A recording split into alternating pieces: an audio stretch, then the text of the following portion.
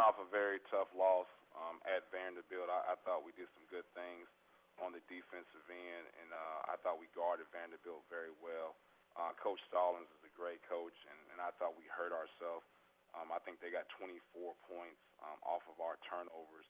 And I think the other thing we got to figure out is getting back to the free throw line. Our past 2 games, we've been to the free throw line only 6 times each. So got a challenging schedule ahead of us, like always in SEC play. But we're going to be in a situation where we have some familiarity with our opponents because this is the second time we played each opponent. Our first question is from Larry Vaught of the Danville Advocate Messenger. Yeah, good morning, Coach.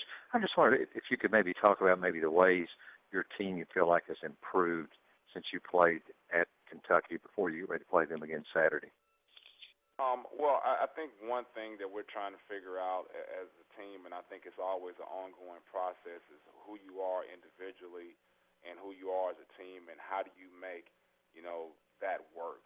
And sometimes kids have a vision of who they are, and as a coach, you might have a different vision, and trying to get those two visions to mesh because you want each kid to have a belief in himself, but also a belief in what the team needs in order to win. So I think the one thing that's continuing, and it's always a growing process, is making sure those two things match up with each other so you can have some success on the court. Thank you.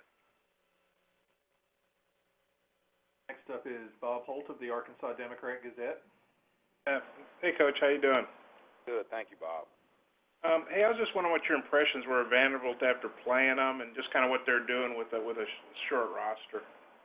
Well, first and foremost, I think Coach Stallings is a great coach, and I don't think you should be surprised at the fact that they're still having success with only their limited, amount of bodies and scholarship players. He's found a way to mesh those guys and make sure they're still having success.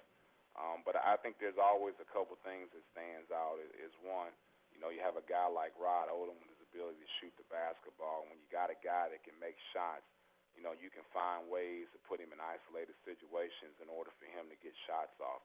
And I think the other thing that goes, and people kind of bypass this, is just how good of a player Damian Jones is. I think he's going to be one of the better post players in the SEC for a long time. Just hard finding guys with that sort of athleticism and length that also have the ability to score with their back to the basket. So when you got a legitimate threat like that, and he's got veteran guys with Odom and Fuller, and they know how to play basketball. So I think they're doing a great job, and I think they're going to be a threat.